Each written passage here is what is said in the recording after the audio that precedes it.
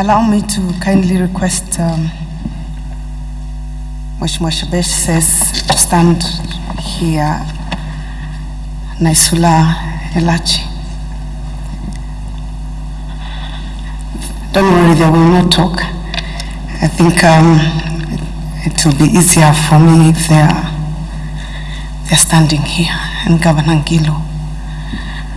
The family of Dr. Joyce Laboso, Her Excellency, Your Excellency, the Deputy President, Speakers of the National Assembly and the Senate, Cabinet Secretaries present, and my colleagues. This is not a speech on behalf of the governors, this is a speech on behalf of friends, and because we couldn't trust ourselves, we decided to put it down in writing. If I get stuck, someone else will finish it. Standing here today to eulogize our dear sister and friend feels almost surreal. It is hard to come to terms with the reality that a daughter, a sister, a wife, a mother, and a friend who was once so vibrant and vivacious is no longer with us. It is a testament of the fleeting nature of this life, which at best can be described as brief, and a reminder that we ought to live our lives conscious of the fact that there are no guarantees, and putting God first, and doing everything we can for one another when we are still alive. The late Dr. Joyce Cherono Laboso Abonyo was our friend, a colleague, a confidant, a companion, and above all, a true compatriot who loved and served her constituency, county, country with great dedication. We have lost a jewel in the crown of our nation. As friends, we all met Joyce at very different points of our lives, but mostly for some of us through the public service. And we remember her initial reluctance to join politics when the time came. But with the support of many others, she went on to thrive and even become the first female deputy speaker. During the 2017 elections, a common calling brought us together. We were all navigating the treacherous path seeking to be elected leaders. For me, her, and Governor Ngilu, we were seeking to be the first women to be elected governors in this country. Like any pioneering achievement, it was very challenging for us as women, jostling through the male-dominated political intricacies and intrigues of nomination and election. In the midst of tremendous pressure, we somehow managed to find great humor whenever we met. We often mused and wondered, what were we thinking when we decided to get into politics? Who sent us here? We were often shocked at the difficulties, especially the insults that sometimes we would wake up to on social media. And would chat and ask, did you hear what they said about me? Did you hear what they said about my hair? Did you hear what they said about my legs? Did you hear what they said about my shoes? And even some of the very unkind things that people always say to politicians about their families, femininity, and personalities. But it was not always all gloom. We often exchanged jokes and shared our experiences on the campaign trail and enjoyed a good laugh about it. We developed an easy fondness with each other, all of us, as we weighed the heavy issues that came with the high stakes of political office. We were pleased and grateful at the end. Many of us managed to get elected, and those who didn't managed to get an office. Joyce had a very special way to all of us of bringing our focus back to the fact that we had a God-given task to serve his people.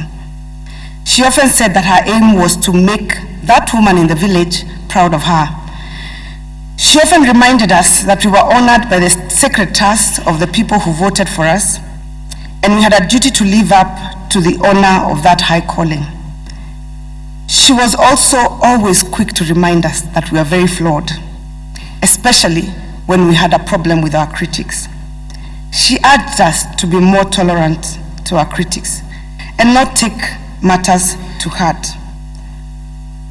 As you know, some of us cannot quite be described as calm and patient. We did our best to heed her advice, even if it did not come very naturally to us. And we'll be very okay after Joyce had always talked to us, ladies, be calm, until you open your phone again and there's another insult or another word, and the process would start all over. She was always the calm one amongst us. This gospel she especially preached to my sister, Honorable Shebesh, whose friendship is the kind that is fiercely loyal. Even when Joyce was the aggrieved, she would be the one to call good sense and reason to the actions that some of us were plotting to take. Joyce always reminded us to forgive and let be. As one of the generals in the Women's Brigade that shaped the second phase of the presidential elections, the late Joyce Laboso was a gentle yet firm voice of reason. She would compel us to calm down when things got very charged. It was in her nature to be steadfast, sober, and calm, a quality that made her an impeccable leader. She always advocated and strived to maintain unity amongst her friends and leaders, and encouraged us always to lead by example. In all honesty, just these couple of weeks that she's been very unwell, I cannot tell you how many times in our WhatsApp group people have left it and been brought back, just because she was always the one who used to calm us. Sometimes we would have very heated conversations about politics and people would storm out. She was always the one who would bring us back to a place where people can actually look at each other and face each other in the face and talk. Having this sisterhood represented here, we have leaned on each other for support and laughed through the tears. It is this same spirit of sisterhood that has carried us through the last few months that have been very trying. As her sisters, we shall miss those precious moments of our friendship, when we got a chance to chat, to share a moment, to dance to music together. I remember just one of those days when she was in the hospital, going through her chemo, and Beatrice Elachi put for her favorite music. And while she was still having her chemo pot, she got off her bed and danced with Beatrice. And we were very encouraged to hear that day, Joyce actually had enjoyed a moment despite her pain. Joyce was especially passionate about the Jubilee vision and the great things that we could have achieved at the Jubilee Party if we remained focused and united. She was a staunch supporter of His Excellency President Uhuru Kenyatta and his deputy, His Excellency William RUTO's vision for the country. During our visit to London, Joyce was weak. But in that context, she still wanted to know what the plan was for maintaining unity in Jubilee and how we would ensure that we play our role to keep it together. Following President Uhuru Kenyatta's call for national unity through the handshake, our sister Joyce wasted no time in embracing our brothers and sisters from across the political divide. She had a cordial relationship with everyone, regardless of their political affiliation. She was a true Kenyan matriarch. To the people of Bomet, especially the people of Sotik, we thank you for giving us the late Dr. Joyce Laboso. As governor, she lived for Bomet. There were many times that our sister walked out of the hospital, in Nairobi Hospital, after chemotherapy and headed straight to Bomet. She was eager to get the work done for her people, and she never once complained. We had to take her phone away from her repeatedly during the course of her treatment so she could get some rest and stop worrying.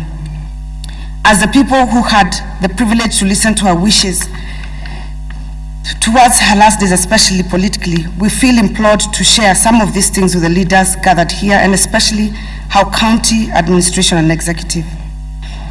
The late Governor Laboso envisioned a mother and child hospital whose designs are done, We pray and hope, Your Excellency, that that project will be finished in this term. The late Governor Laboso also promised the women of this country that she would ensure they stop breaking their backs from fetching water. We hope that whoever takes over in Bomet will ensure that that work she began will be completed and that every household in Bomet will have piped water by the end of this 3 more years. Our late sister, in just about 2 years, had built 180 ECD classrooms and was in the process of completing this upgrade and beginning a school feeding program. We pray that this also, as one of her dreams, will be realized in her honor. At the peak of her illness in the UK, it was particularly rough standing with our dear sister Joyce. We all tried very hard to be brave like she was, and she bore her illness with great courage and fortitude. On one of our visits to her recently in Nairobi Hospital a few days ago, we willed ourselves to be strong for Joyce in the high hopes that she would recover, and together with Governor Charity Ngilu, we would continue to champion the voices of Kenyan women in every county. That was not to be. We have lost one vital voice that was committed to making every Kenyan woman proud, and every Kenyan proud. The late Dr. Joyce Laboso will be remembered as one of Kenya's most accomplished stateswomen. Not only was she one of the first 3 elected female governors in Kenya, she was also the first female deputy speaker of the National Assembly, an accomplishment she shares with no one else. As an elected leader, both at constituency, county level, Joyce's personal desire was to secure a peaceful, prosperous, and united country for every Kenyan. As a woman leader who was interculturally married, she inspired many of us. She demonstrated great commitment and diligence to this country throughout her career in public service. We know Joyce would want us to remain united as leaders, and we promise to do our best to uphold her legacy of unity and be the voice of every woman, mother, sister, and daughter in our nation. Fare thee well, our dear sister. You fought the good fight. You have completed your race. You have kept the faith. Rest now in your Maker's embrace. Thank you.